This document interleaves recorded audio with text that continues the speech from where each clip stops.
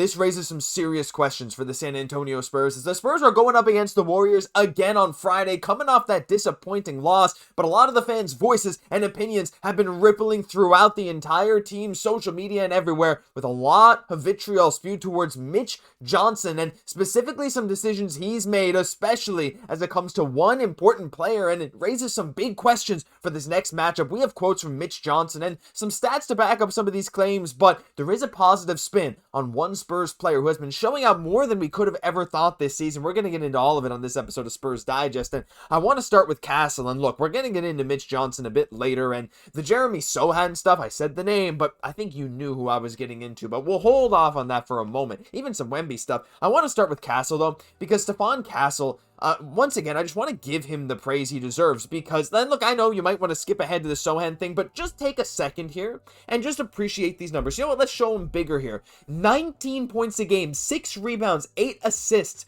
2 steals, elite defense game after game. The turnover number is not great, but it has been decreasing.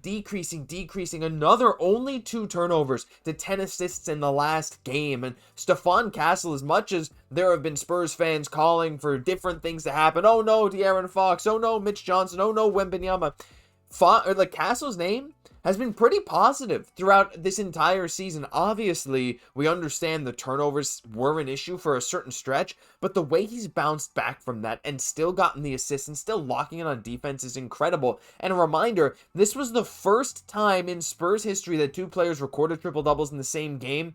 Wemby and Castle are actually more than that. We talked about that stat last night. How about this one? They're now the youngest duo in NBA history to both have a triple-double in the same game. It used to be Michael Jordan and Scottie Pippen. I feel like you could not make that up. If you were to pick, if you were to handpick a group that Area 51 is going to pass in the record books, this would be it. And again, Wemby showing off some of that range. He was helping Castle with a lot of these assists, but Castle driving in too, finding Wemby for the pass. Wemby throwing the lob right back to Steph Castle. The chemistry has been so unbelievable, and the defensive impact from these two has been beyond all of that. So I wanted to start on a positive note before I get into some other stuff. And before I do, though, take a moment.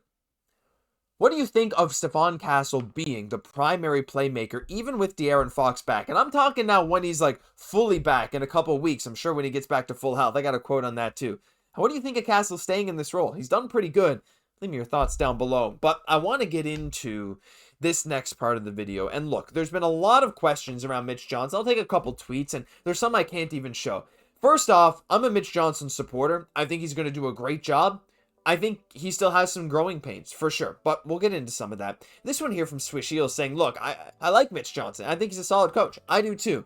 But I have 2 huge questions. 1, what is the allergy to timeouts during opposing runs? And 2, what's his deal with Sochan? Why does he not play more? I get he's limited, but the team has needed things Sochan can do. And so the Sochan thing is a fair question. And I think I saw TSR talk about it. I think I saw Clan. I saw other Spurs channels talking about this today, but I wanted to give my own thoughts here. And look, we got some clips of Sochan's game as well. Like Jeremy Sochan here, he did hit that corner 3 assisted by Wemby. Looking smooth.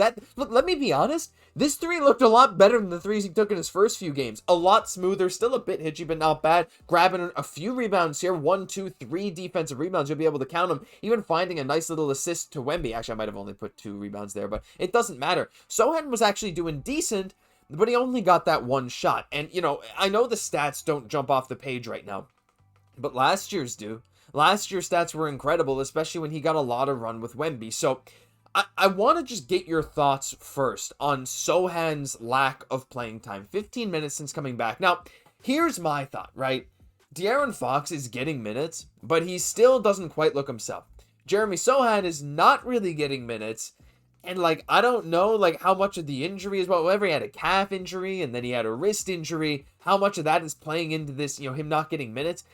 I also think, though, that it's Keldon Johnson has been showing off some great, offensive rebounding prowess. That's been a big thing for Keldon Johnson.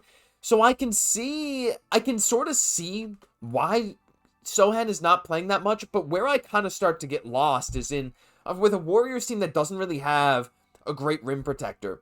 The Spurs really tried to go big bully ball, right, with the French vanilla lineup of Cornet and Wemby. And there were very few minutes, only 6 where Jeremy Sochan played.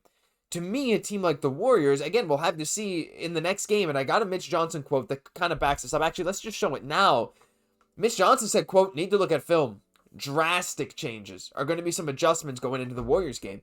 So what do you think about Sochan being this drastic change? Because I think the Spurs, even though they were running this double big lineup, and yes, it worked with some lobs from Castle or Fox or whatever, like Kornet was always catching more lobs than Wemby for whatever reason. I think they play Wemby's lob more, but just throw it up 28 feet in the air and he'll probably grab it.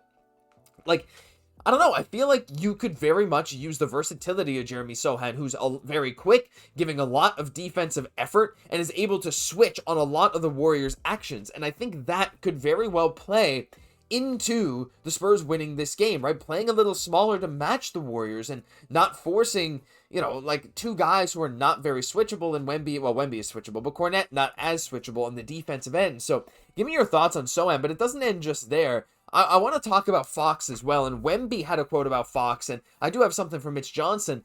Wemby agrees with Fox that the team has had communication breakdowns. The team needs to stick to a game plan, trust more in each other on the floor. And when I mentioned earlier that this raises a lot of questions for the Spurs, you start to wonder, right? Like, and I asked about the whole Stephon Castle versus De'Aaron Fox thing. Like, who's going to be the primary playmaker once Fox is definitely back to his old self? Like, look, missing preseason games, that's kind of where he is now. I've seen that sentiment online. Right now is kind of like Fox's preseason in a way, right? These are his first games getting back to full game speed. He's throwing some wild passes and missing some easy shots that he really hasn't missed his whole career. So I think he will absolutely get back to where he was.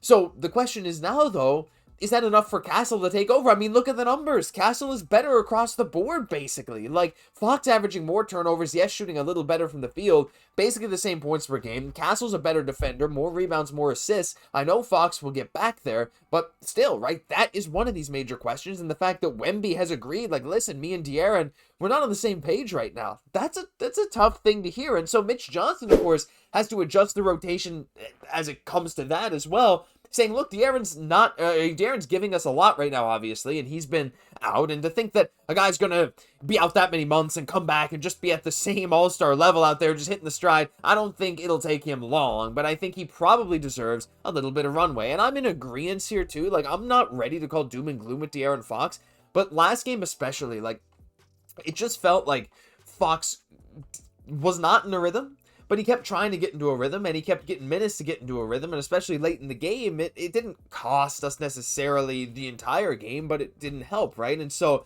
I wonder, too, like, another question that I want to bring up, and I want to hear your thoughts, like, yeah, it's a bold question, because I don't want to question the NBA coaching staff, but I kind of do at the same time. Like, if someone is just turnover after turnover, Mitch Johnson was not afraid to call a timeout when we were still up 33-22. The Warriors hit a shot to cut the lead to 11, and I think the second quarter, maybe it was the first quarter even. Mitch Johnson calls a timeout because it wasn't a great defensive possession. It was a very Pop-esque timeout, right? You're up 10. The timeout gets called. But why was the timeout not called when the other team went on a run, right? Like, I don't know. That's one of those coaching things that some coaches like to do and some coaches don't. But also, we play Wemby a lot of minutes, but we're also not really afraid to pull a couple guys early if things are not going their way. And you know who did that a lot? Gregg Popovich did that a lot. And if De'Aaron Fox is playing like that, even if Castle, even if it's Wemby, even if it's Keldon Johnson, I almost wouldn't mind a bit more of a quick trigger. Like to just pull a guy from the game if he's not playing great. And maybe that's a bold take, but especially with Sochan being available on the bench now, Kornet being available, having some nice shooters, and Lindy Waters, like you don't need to play him a ton. I don't want to play him like 10 minutes straight, but if Champagnie is 0 for 4 to start the game, just put in Lindy Waters and see what happens for a few minutes. See if he can knock one down. That would be what I would do. But I'm not the coach. I want to hear your guys' thoughts because I think there's a lot of questions that I have about the Spurs rotation. A lot of questions as to what these drastic changes are that Mitch Johnson teases before the next game. I don't know. I think it's going to be interesting to watch. But listen, that'll do it for this episode. If you enjoyed, if you agree, disagree, leave your thoughts down below. I need to see all these comments. And hey, like if you want the Spurs to beat the Warriors in the next game. Thank you for tuning in. Losing my mind here at the end of this video. Thank you for tuning in every single day. I've been your host, Josh Gosse, and I'll catch you all in the next one.